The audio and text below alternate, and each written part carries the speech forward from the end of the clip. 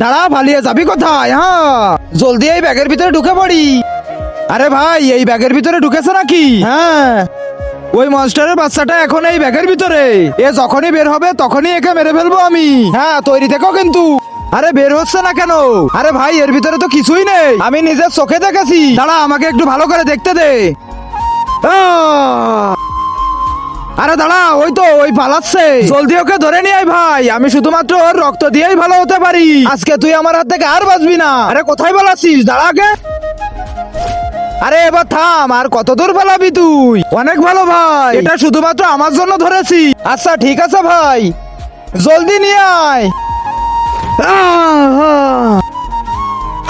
অনেক কষ্টের পর ধরতে পারলাম তোকে। এবার আমাকে ছেড়ে দাও, আমি তোমাকে অনেক পাওয়ার দিব।